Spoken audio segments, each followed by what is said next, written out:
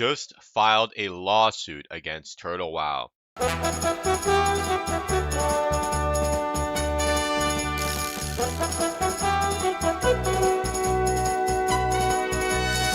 This is not simply a cease and desist.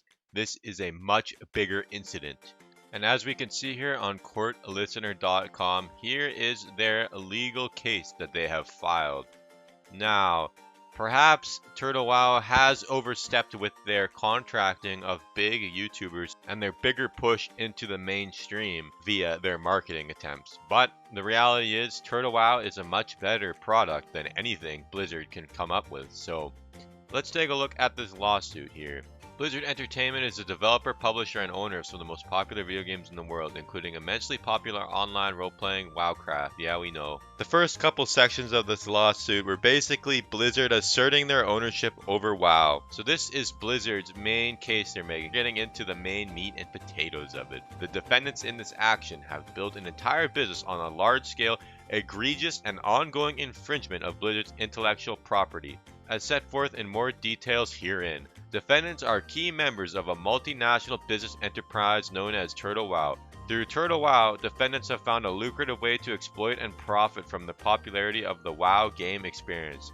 Well, considering the fact that you guys are incapable of making a proper game, who cares?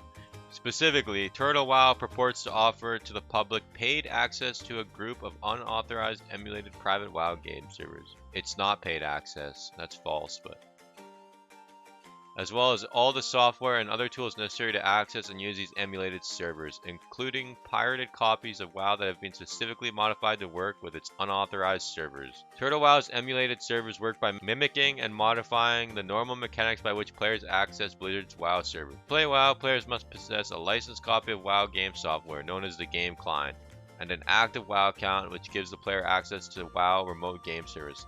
However, emulated servers such as those offered by TWoW allow members of the public to play a modified version of WoW without authorization from the game's publisher or copyright owner, and critically, without possessing a licensed copy of the game, creating and maintaining an account, or paying subscription fees. TWoW accompanies this objective by creating and distributing, without Blizzard's authorization, a modified copy of the WoW client and hosting one or more copycat WoW servers that can be accessed and played using these pirated client software. So, is this true? Yes, it is true. But, am I supposed to feel any sympathy or care for Blizzard? No. Blizzard has consistently failed since 2019 to deliver a functional and proper game. The experience you will have on TWoW if you're a fan of World of Warcraft, especially a fan of the leveling process and taking it slow, TWoW offers a much better experience than anything Blizzard's capable of offering. Fuck, this is a big lawsuit, guys.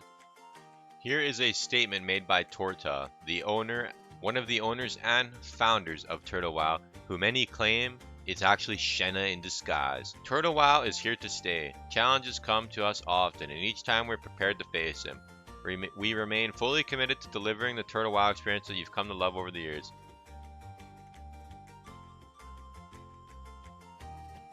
So Blizzard can seize or block the domain. How it works: most domain names are registered through companies that must comply with ICANN rules or US law if the registrar is US based. Blizzard can sue in the US court and obtain an order directing the registrar to transfer the domain to Blizzard or suspend it.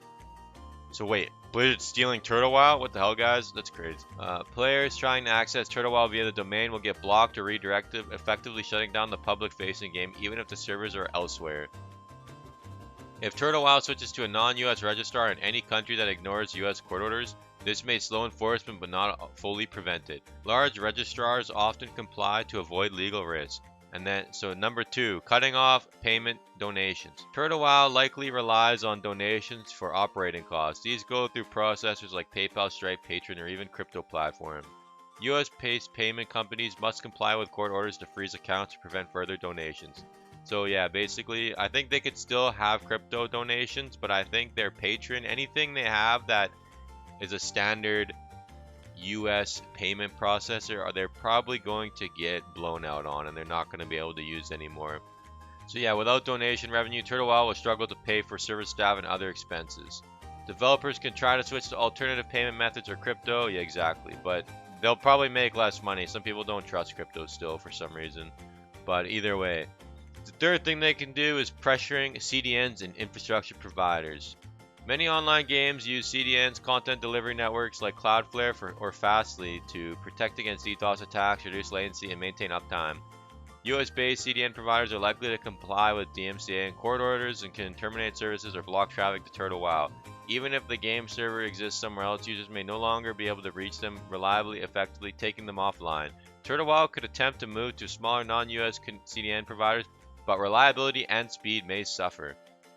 It sounds like this lawsuit is just going to make it an absolute pain in the ass for TWoW to operate, but we'll see if they are able to handle it. 4. International enforcement. Blizzard could try to enforce U.S. court rulings in countries that recognize U.S. judgments. I don't know about if they're in Russia. I don't think Russia's going to recognize a U.S. judgment. Not going to lie, but if a TWoW operator travels to U.S., Canada, or another cooperating country, Blizzard could potentially seize assets or take legal action. That's hilarious. So, Shanna, no more vacations in Montenegro. You're going to have to stay in Russia now. Basically acts as a deterrent to traveling, publicly signing contracts, or holding assets in cooperating jurisdictions. Enforcement is much harder if the operators stay in countries with no treaty or protections for Blizzard's IP.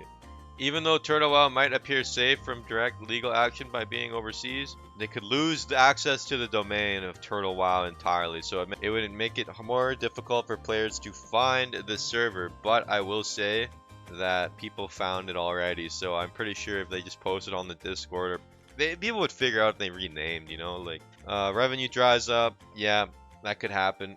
They might start making less money from the West, but they already don't really make that much money from Westerners, I thought. I'm pretty sure most of their money comes from China. I could be wrong, though. I think the China money dried up after Blizzard unbanned World of Warcraft, and then Chinamen started playing on Blizzard servers, so who knows. Losing CDN support. Game becomes unstable or inaccessible, and risk of international enforcement. Operators face personal, legal, or financial risk. Essentially, Blizzard doesn't need to physically arrest the developers or seize servers by targeting ecosystem around the game, domains, payment, infrastructure. They can effectively shut it down without ever touching the servers. So it doesn't actually. If everything about TWoW is already in a country like Russia, it sounds like Blizzard's going to have a hard time, but they're going to make TWoW's life harder because there's obviously Blizzard wins this lawsuit. Like TWoW, there's no debate about it. TWoW is literally just like they're just ripping Blizzard. It's copyright infringement. Not that I care because Blizzard sucks and fuck Blizzard. I make the argument that the original people that created WoW aren't even at the company anymore. It's just a bunch of nobodies that they've hired over the years that don't have any they have about the same amount of grounds to claim the game as TWoW does either way. So, but it is the corporation Blizzard owns the IP, so obviously the US courts are willing to side with them, but I'm hoping TWoW can make it through this lawsuit. If you guys want to read the full lawsuit, there's no way I'm reading the whole thing on stream or on camera. I'll leave a link to it in the description. But yeah, that's crazy news, guys. Crazy thing to wake up to. Is it just me, or are things getting crazy out there? Blizzard also does have good connections with China, so perhaps they could disrupt TWoW in China as well, but I wouldn't put as much faith in it. There's a game called Mobile Legends, which Riot has sued about 5,000 times and have been printing money from lawsuits.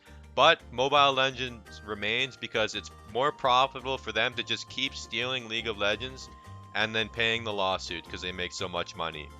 League of Legends is also partially owned by Tencent, which is a massive Chinese publishing company. I'm not sure if Blizzard has a similar powerful relationship like that. So perhaps their Chinese money could be disrupted as well. It's hard to say. It also appears that Blizzard does believe in the conspiracy theory that Torta is actually Shenna. See highlighted here in this red box. Julia Savko, aka Torta, and Shenna, an individual. That's kind of crazy. We all kind of knew that anyway, but now Blizzard has kind of confirmed it with this lawsuit. So there you go, guys. There you go. And honestly, I'm having a hard time knowing what to think because Moist Critical hasn't reacted to this, and so since Moist Critical hasn't reacted, I don't have any opinions of my own, but if I were to have some of my own, I would say I probably would wager that Turtle WoW will remain online in some manner, but as my source, my lawyer so kindly told me, I have a lawyer, guys, trust me. Uh, I think that it's going to be hard for Turtle WoW to remain as profitable as it was, but I think since they are in Russia, I don't know how much power the US is going to have other than the other than the damage they're able to inflict through anything US based, but I think the server will still be playable. The funniest thing ever would be if Blizzard just took Turtle WoW and started hosting it on their own platform. That would actually be quite hilarious. Just steal it. I mean, like technically they could just do that. I wonder if that would blow up Turtle WoW. I don't know. That might be the best play, guys. But either way, I wouldn't worry about the server going offline forever. I just think that I don't even know. It's so hard to know because this is unprecedented. If you guys think this is similar to the Nostalrius incident, it's not because Nostalrius simply received a cease and desist letter and then shut their servers down in the hopes that Blizzard would give them jobs. As for Turtle WoW, I'm sure they've gotten 5 million cease and desist letters, and Shenna probably just wipes her ass with them, throws them in the garbage, and keeps printing the money. So yeah, it's unprecedented. Like I said, Nos did not shut down because they were forced. They shut down because they cucked out.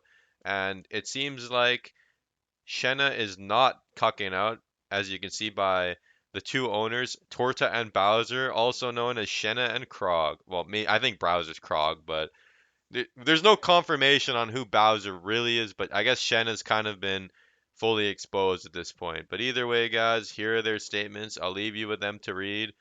And yeah, well, actually, I'm gonna read Krog's. Well, it's not really legal here as well. We are just persistent. A few years ago, our YouTube was deleted, so we created a new one. White Kidney, I know where you live. I am going to fucking kill you.